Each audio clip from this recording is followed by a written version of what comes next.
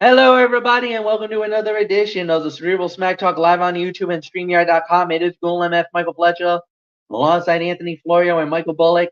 And we started off here tonight with SmackDown Live. SmackDown Live from the KFC Yum Center in Louisville, Kentucky, live and exclusively on Fox. We started off with a promo segment by the Bloodline, Solo Sikoa, Tama Tonga, Tonga Loa, and Paul Heyman, and they actually made a double proclamation. And Paul Heyman made the official announcement that Solo Sikoa is now tribal chief while Roman Reigns is away. So Solo has now risen. He went from heir apparent to now tribal chief. He is the new tribal chief of the Bloodline until Roman returns.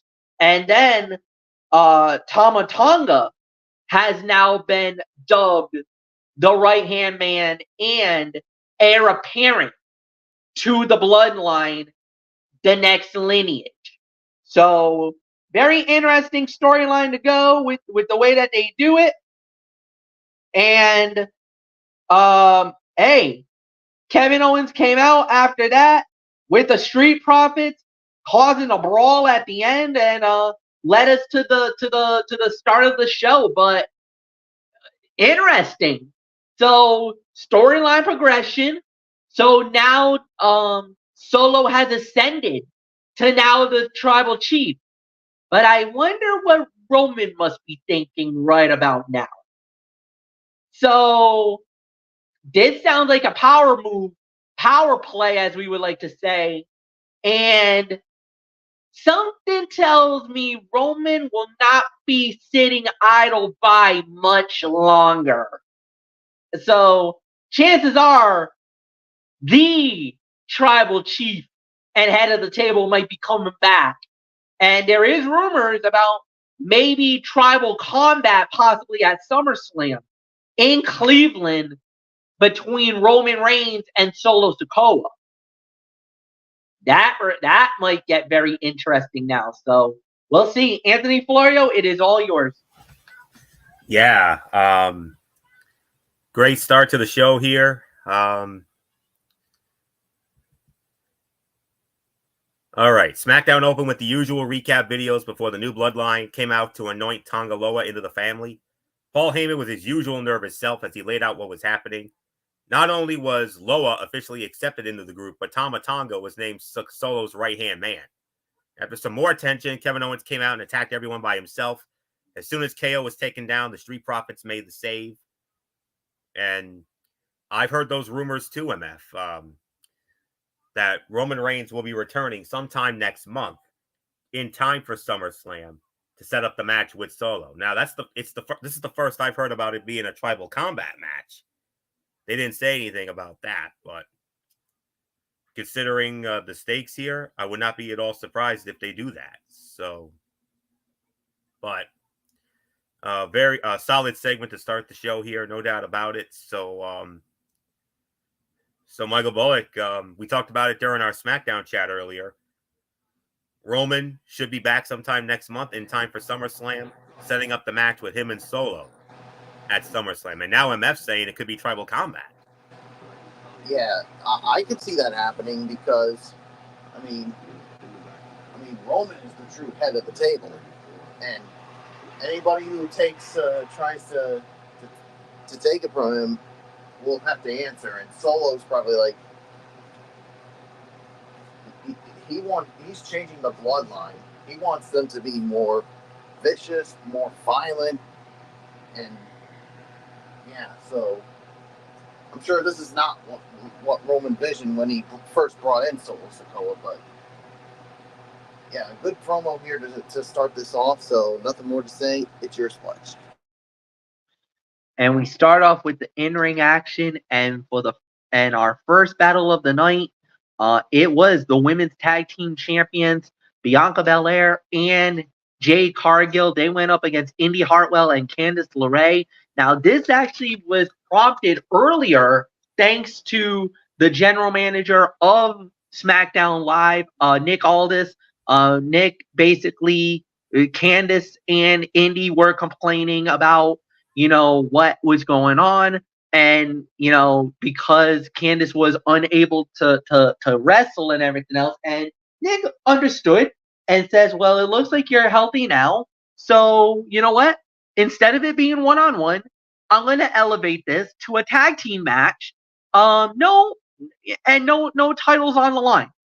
This is just a random non-title fight. So if you win it, maybe we get a championship committee moment. We'll see. Well, there ain't going to be no championship committee moment. The champions get the job done. 6 minutes, 41 seconds. Anthony Florio, it is all yours. 2.5 stars. After a break, the first match featured Belair and Cargill taking on Hartwell and LeRae. Before the match began, a recap of Isla Dawn and Alba Fire's attack on the women's tag champs was played, so we knew that would come into play at some point. Not only did they show up as the bell rang, but so did Zoe Stark and Shayna Baszler. Match played out as expected. We got some fun moments and double team spots, but nothing from the match itself was noteworthy. Champions won, but their celebration was short-lived. Stark, Baszler, Fire, and Dawn attacked them to make a statement. All logical for the story WWE is building. And Belair looked a little more energetic than usual during this bout. And this was originally booked as a singles match between Jade Cargill and Indy Hartwell, but a digital exclusive video showed why it was changed to the tag match. Well, as we expected after what we saw Monday night, they confirmed it tonight. It will be Jade Cargill and Bianca Belair defending the women's tag team titles against Alba Fire and Isla Dawn and Shayna Baszler and Zoe Stark. Triple threat match. Well, maybe MF's theory plays out. We'll see. So, solid 2.5 stars for me. So, not much more for me to say on it. Solid match. So, Bullock, it's yours. Yeah, triple threat at Clash at the Castle. Belair and Cargill, Baszler and Stark, and Fire and Dawn. Yeah, I mean, you had the feeling that they were going to make this into a triple threat match after what Alba Fire and Isla Dawn and Zoe Stark and Shayna Baszler did. So, yeah, 2.5 stars. I mean, no big surprise about this. The match was short, but you wanted to. I mean, the champions going over was definitely no surprise here. So, really nothing more to say on it. It's your Sledge. 2.5 stars. No, definitely no doubt about it. I think it could have been, I think they did what they needed it to do. I think it was a solid segment. I think they did a really good job with it. So yeah, I don't got anything bad to say, and we'll wait and see how it plays out. So right after that, Johnny Gargano, Candice LeRae's hubby, came out and he had a match. Went up against Grayson Waller, one half of the WWE Tag Team Champions, and it was Grayson Waller winning the match in 8 minutes and 12 seconds. So, Michael Bullock, it is all yours. 2.5, 2 3/4. I mean, these two are definitely no strangers to one another, especially during their days in NXT. So, yeah, I mean, part of me wanted to see a little bit more out of this, but eventually somewhere down the line we're going to get these two for those WWE Tag Team Championships. So we'll wait and see. But 2.5, 2 3/4. It's your Sledge. Yeah. One other thing that also needs to be talked about, there might be some dissension among the ranks between Austin Theory and Grayson Waller. Waller kind of used Theory as bait, and he paid the price at the end of the match. And Theory kind of looked a little ticked off at Grayson. Like, what the heck are you doing? So, I don't know, boys. I think we got some dissension among the ranks here. It looks like the tag team champions are not simpatico right now. That might make for an interesting storyline, man. I think somebody's going to betray somebody sometime down the line. So those tag team titles might be good as gone very, very soon. Sooner rather than later. So we'll see. Anthony Florio, it is all yours. I agree, about 2.5 stars is my rating for the match. 2.5, 2 3/4. Grayson Waller used his size to his advantage to take control early, but Gargano's speed and experience helped him even the playing field. Austin Theory and Tommaso Ciampa were there to support their respective partners. For the most part, they played good cheerleaders and didn't interfere too much. Both of these guys are fantastic athletes, and while Gargano's experience was evident, you could also see how far Waller has come as an in-ring performer. At no point did he feel out of place in the ring with a veteran. The Australian superstar scored a win with his finisher and celebrated while Theory was injured at ringside due to a tope suicida from Gargano. He looked upset that his partner did not come to his aid. And the way Gargano countered Waller's roll into the ring into a suplex was great. So, not much more to say on this. 2.5, 2 3/4 of a star. And now we move on to a match that was initially not in the original plans on the card tonight. But there was supposed to be a match with Angel and Apollo Crews. Apollo got attacked by Angel. It left us an opening for another match, and did we get a much better match, MF? We had the A-Champ, Carmelo Hayes, going one-on-one with the megastar that everybody likes to see. Go ahead, boys, say it. LA Knight. Yeah. And the winner of the bout in 8 minutes and 49 seconds was LA Knight. He gets the win. He gets the win as Michael Bullock yells out, "Yeah!" right under me. Good match, great match, a solid fight. Another 2.5 to you could say 2 3/4 to 3 stars. This was an excellent match, back and forth. It was what it needed it to be, and it was solid. I liked how the match went. It definitely looked a lot more better in the whole 9 yards. I'll say this thing though, LA Knight has made it very clear he wants the U.S. heavyweight champion. He's looking for Logan Paul. He's itching for a fight. And trust me, ladies and gentlemen, when that goes down, I think it's going to happen in Cleveland. I don't think they're going to give that either. There's a couple of ways this can go. Clash at the Castle, but I don't think that's going to happen. Maybe Money in the Bank, but I don't know for sure. I mean, it's an outside shot, but I don't think so. I think we might get this at SummerSlam, and if we do, I think we're looking at the next United States heavyweight champion. I think LA Knight is going to do it. I think he's going to get the moment. He's going to upend Logan Paul, the Maverick, and what a moment it'll be.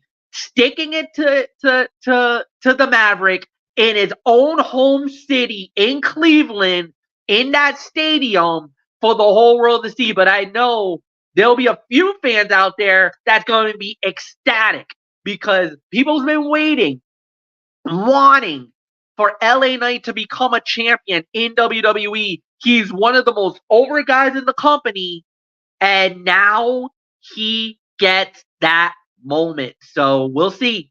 But big win for LA Knight, but he's looking for something even bigger, Anthony Florio, as we turn it over to you.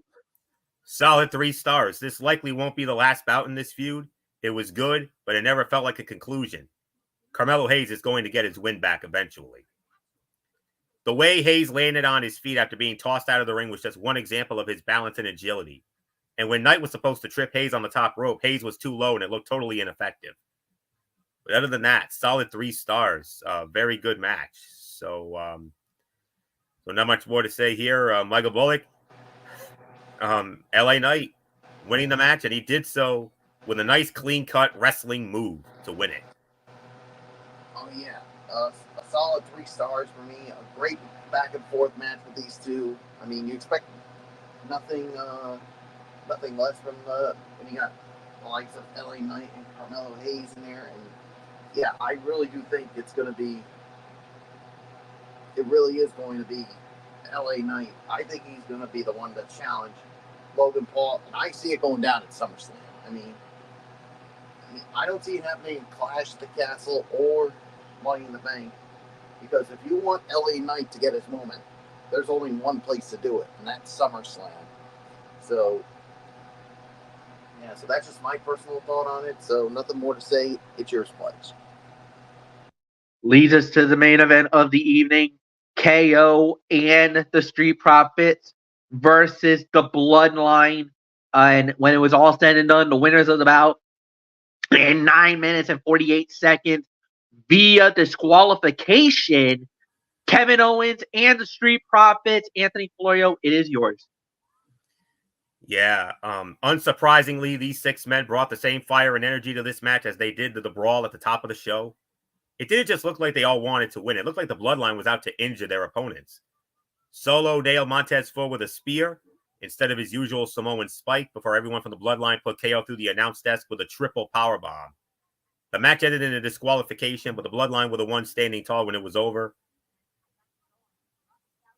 The little rampage Dawkins had to start the match was awesome. He has gotten so agile and quick on his feet. Tama took a nasty bump falling out of the ring at one point.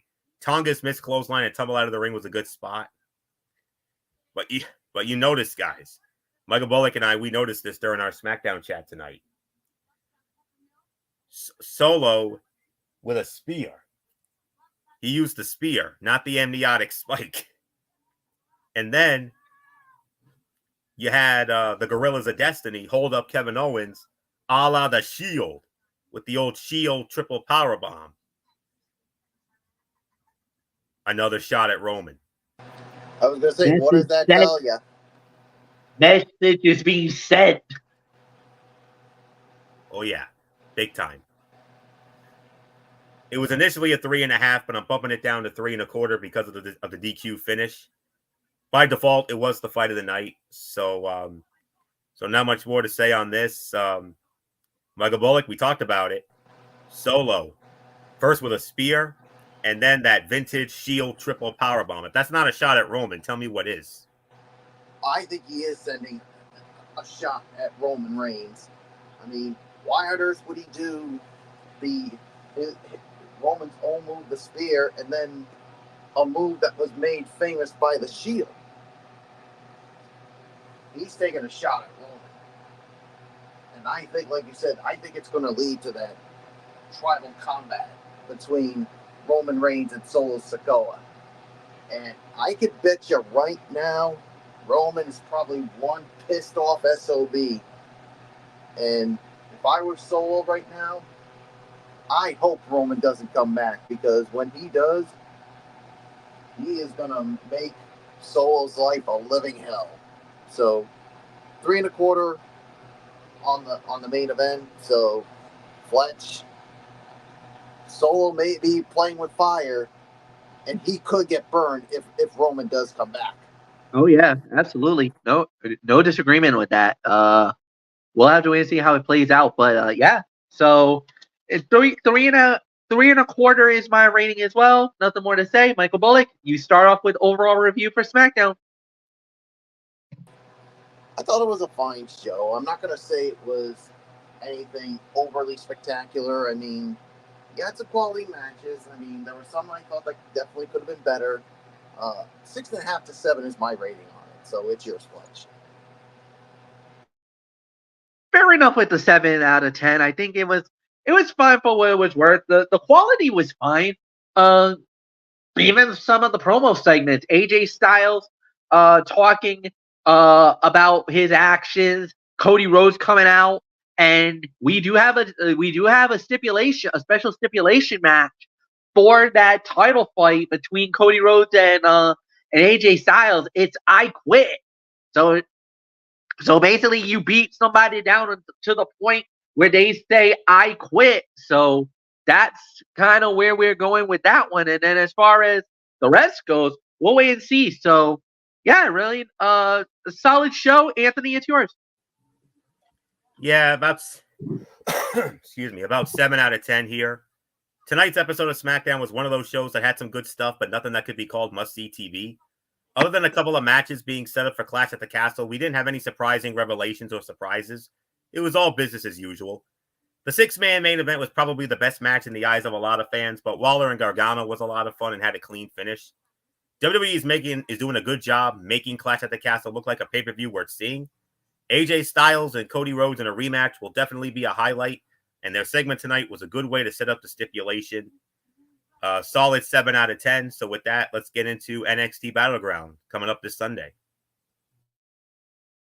From the UFC Apex, for the first time ever, in Enterprise, Nevada, which is a suburb of Las Vegas, it will be NXT Battleground. And here we go. We started off with the ladder match for the inaugural NXT Women's North American Championship.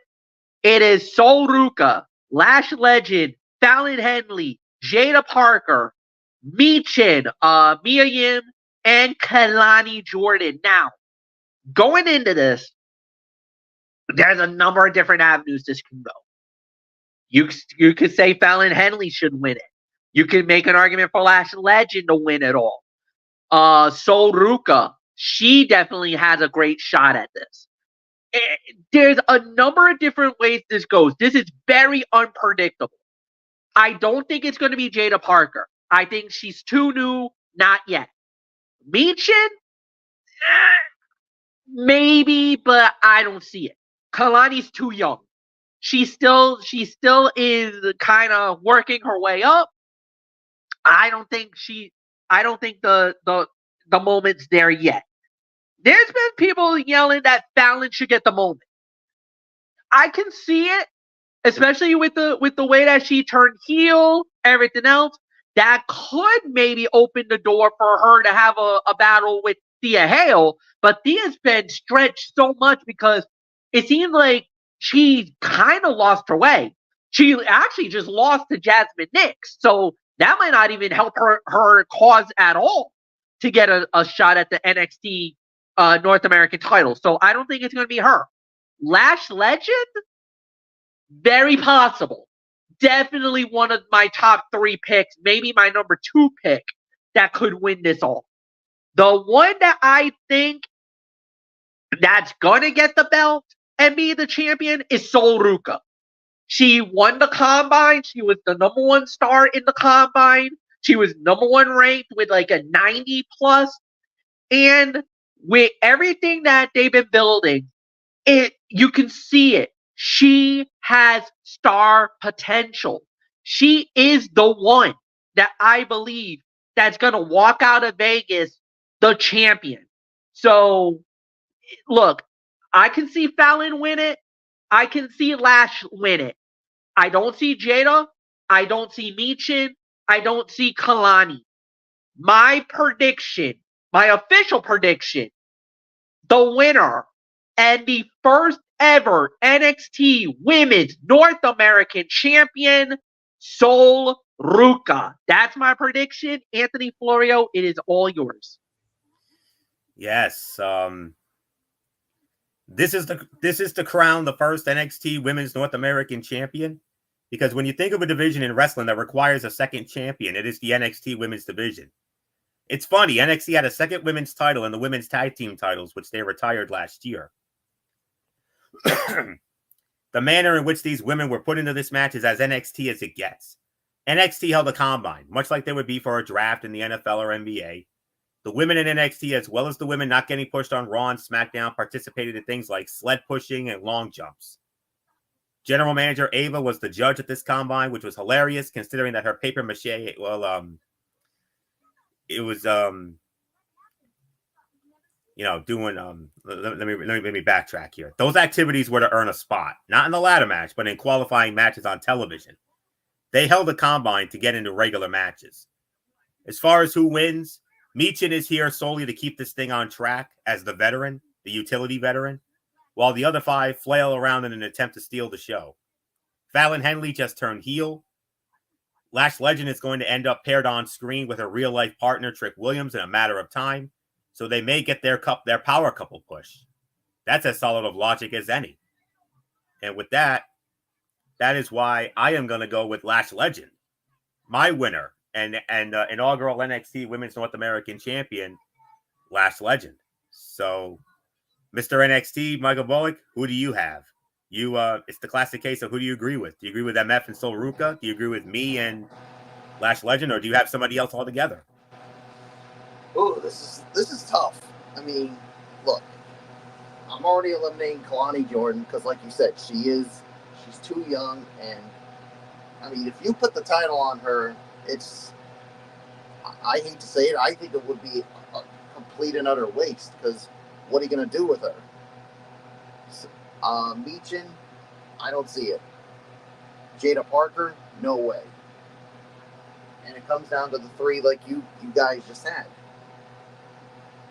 Part of me wants to go with Madeline Henley, but if you put her in a feud with Thea Hale, I mean, the thing is, what's going on with Thea Hale right now? So, to me, it wouldn't make sense to put the title on her. So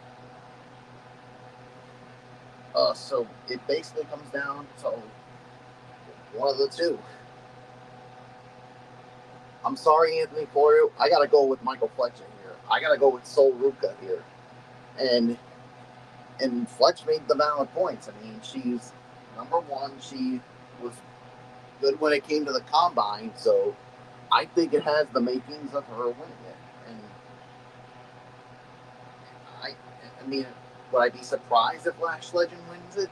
No, I wouldn't be. But I got to go with Sol Ruka on this one. So it's yours, Fletch. NXT North American title in a triple threat. Joe Coffey from Gallus, Wes Lee, and the reigning champion Oba Femi. Anthony Florio, it is all yours. Wes Lee is back, and so is Gallus. Lee returned after back surgery, forced him out of action late last year. He wanted to challenge Oba Femi for the title.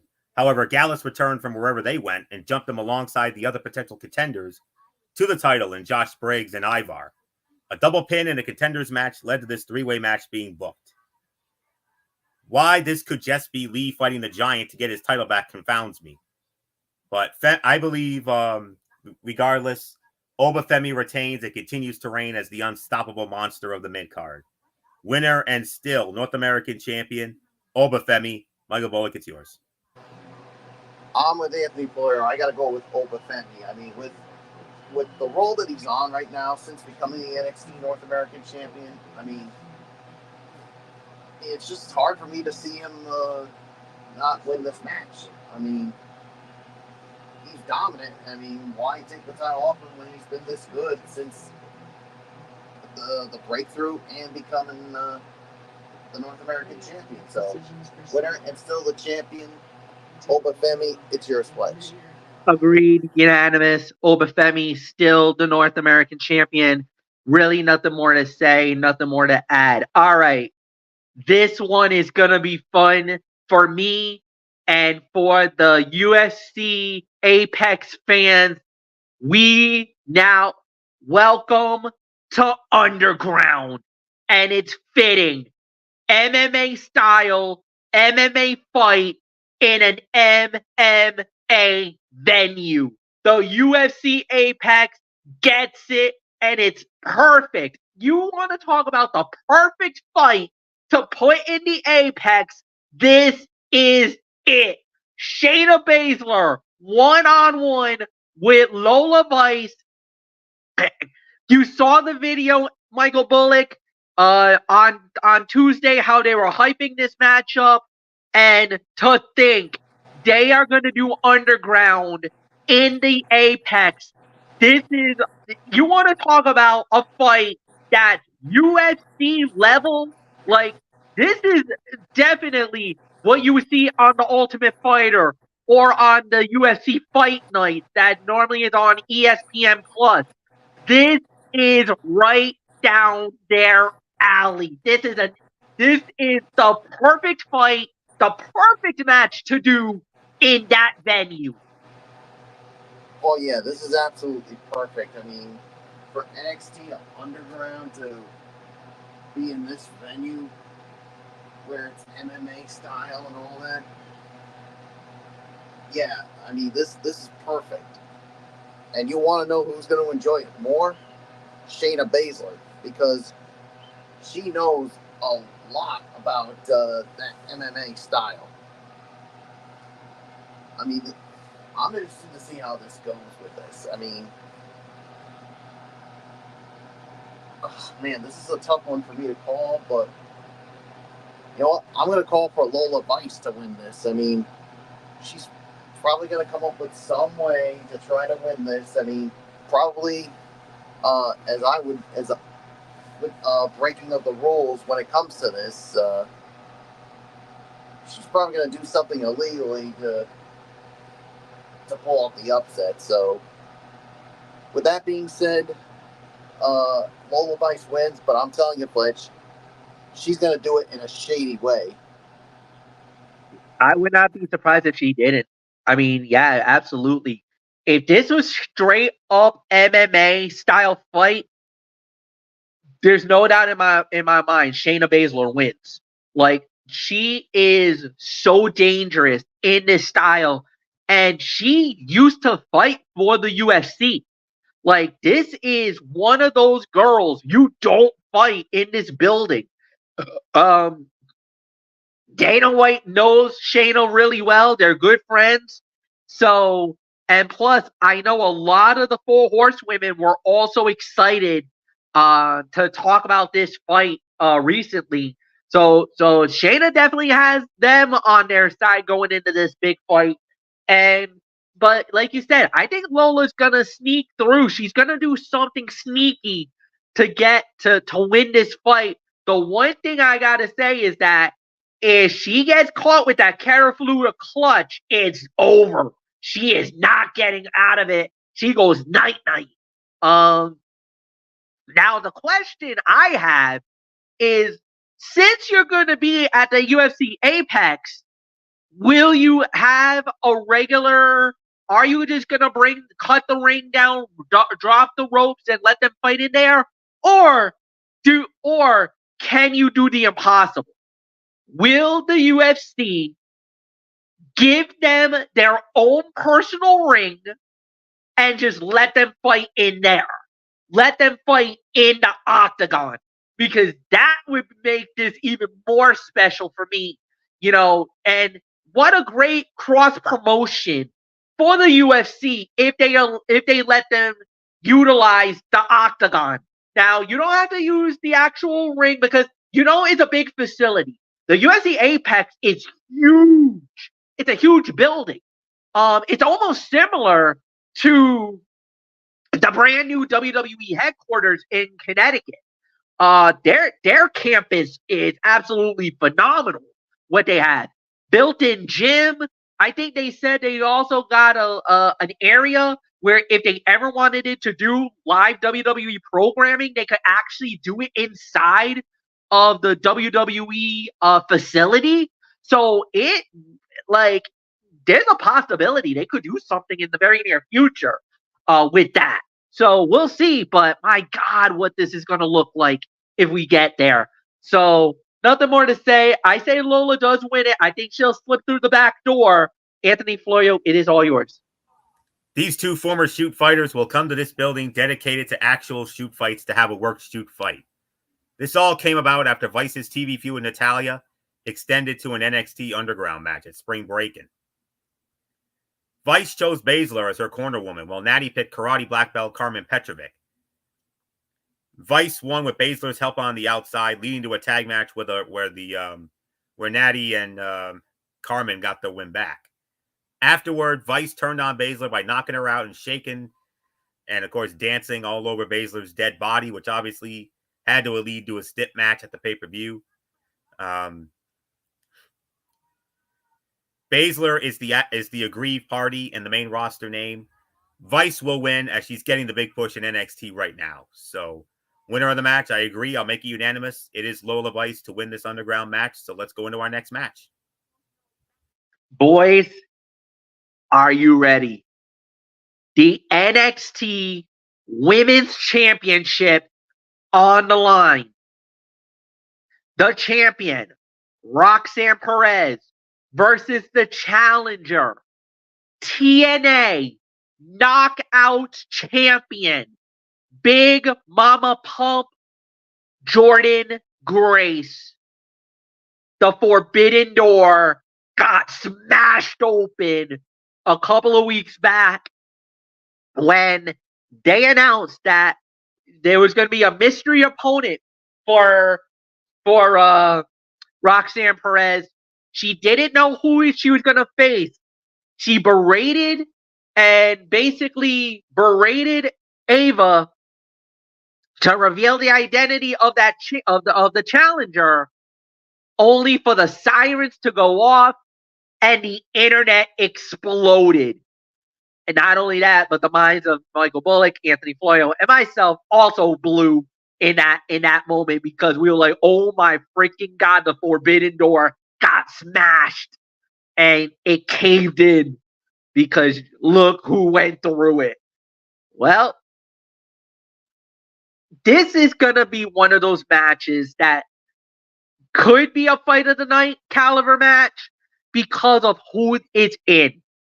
The speed and the agility, the high flying of Roxanne Perez against the brute strength and the power of Jordynne Grace. Now, honestly, truthfully, Jordynne does not win this match. Obviously, Roxanne goes over. However, I think this performance is not only going to be great for NXT, but it's also going to put eyeballs on TNA, because, oh, by the way, they got a special event next week, and they are going to be going at it. And they are going to be going at it, to say the very least. So we will see how this is going to be breaking down. Nothing more to say. Anthony Florio, it is yours. TNA Knockouts champion Jordynne Grace challenges Roxanne Perez for the NXT Women's title on this show. The story of this match is that Grace wants to be the NXT Women's champion. And suddenly, that's a sufficient enough story for a pay-per-view title match.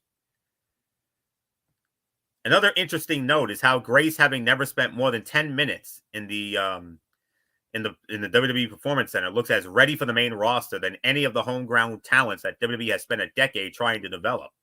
A striking look, solid enough mic work, and in-ring that would put her in the top end of women in the entire promotion. Despite that, expect the women's champion, Roxanne Perez, to or should I say Jordynne Grace, to do the job for the women's champion of NXT. So, winner and still the NXT women's champion, it is Roxanne Perez. And MF, you mentioned it. Next Friday night, TNA presents Against All Odds on TNA Plus. Little programming note: Monday night in a special Tony's Take, I'm going to have a preview of that all for you. So, because Jordynne Grace will be on that show, and she's issued an open challenge, and I would not at all be surprised if an NXT talent answers it. Maybe Roxanne Perez or maybe another talent. I don't know, but we'll see. But winner and still NXT Women's Champion, Roxanne Perez. So, Michael Bullock, your thoughts on all this?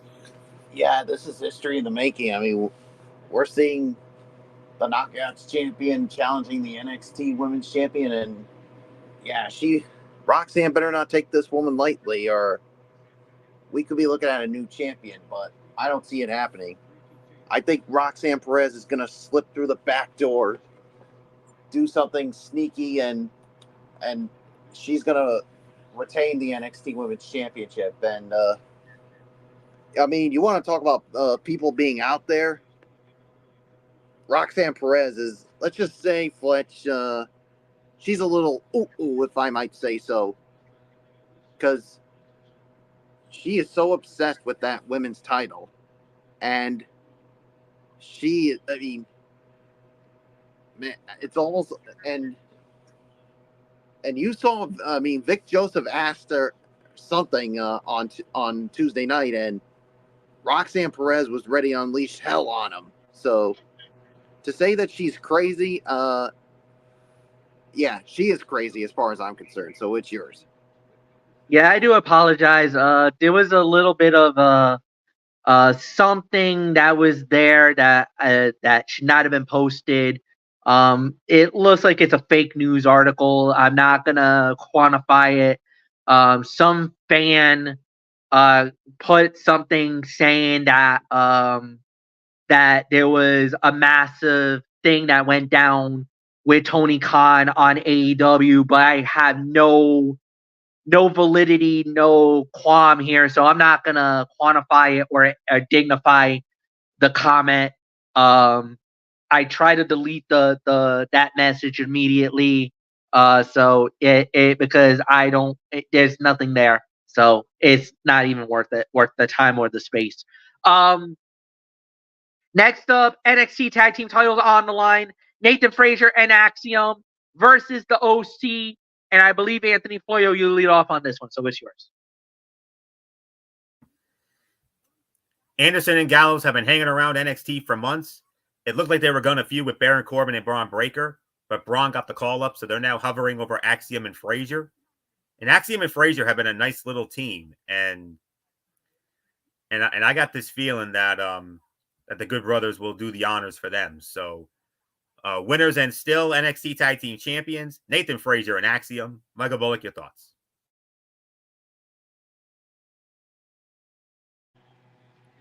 Yeah, I'm going with Axiom and Nathan Frazier to retain the NXT Tag Team Championship. So nothing more to say. It's yours, Fletch.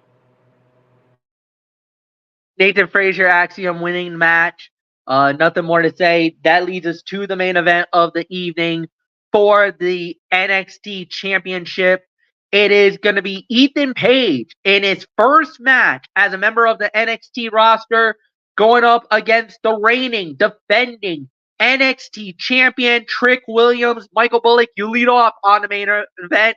It's only apropos, Mr. NXT. Yeah, this should be something. I mean, especially with this being Ethan Page's.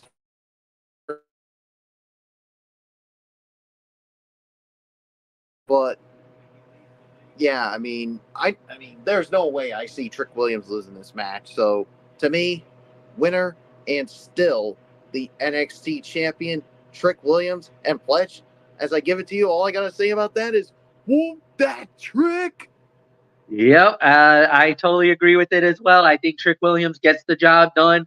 I think he'll successfully defend the title. I think he's going to be holding that belt for a little while longer, folks.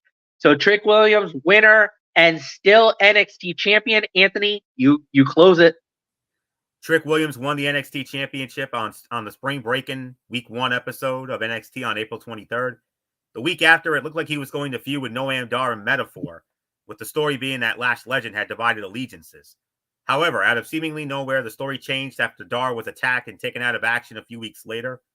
While we all assumed that this was a part of the Gallus return, since they had attacked other people later in the night, as it turned out, Gallus weren't the culprits. The attacker revealed himself as All Ego Ethan Page, making the jump from AEW/ROH to NXT by attacking Trick Williams and admitting to the attack on Noam Dar. The attack on when it comes to the attack on Williams, the easily pleased NXT crowd didn't seem to know who Ethan Page was and felt genuinely confused. So now Ethan Page has shot up the depth chart to challenge Williams for the title at Battleground. But we're gonna have to wait and see how this plays out. I mean, this has fight of the night potential here, no doubt about it. This all has done nothing to help Williams, who felt red hot when he won the title. He still feels like a star in the NXT universe, but not having a strong follow-up to his title win can't be helping him. In a way, a win over Dar would have helped him more than a win over Page, as Dar is over to the NXT crowd in a way that I can't be sure Page is.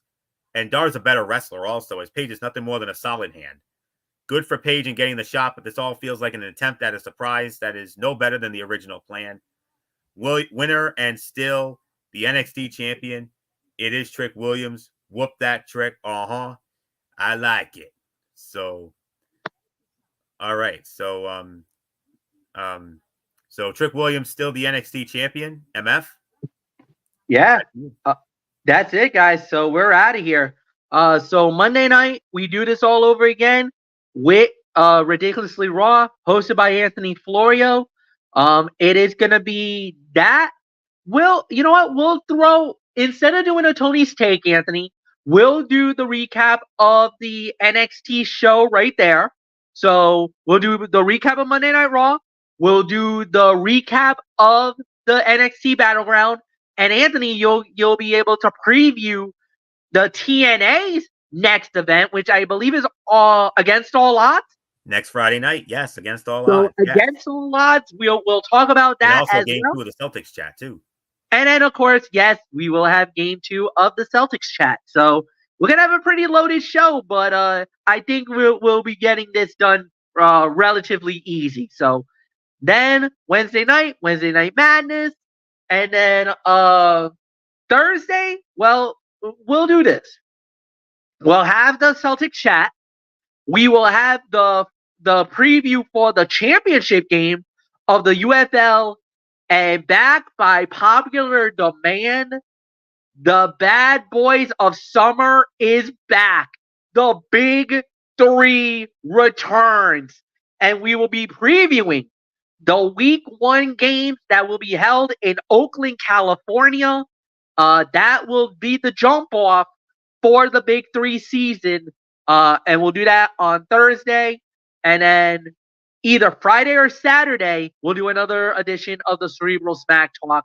Until then, so check your local listings for date and time in your area. And until then, for Anthony Florio, for Michael Bullock, I am Michael Fletcher, saying so long, everybody. Have a wonderful evening, and we will see you on Monday.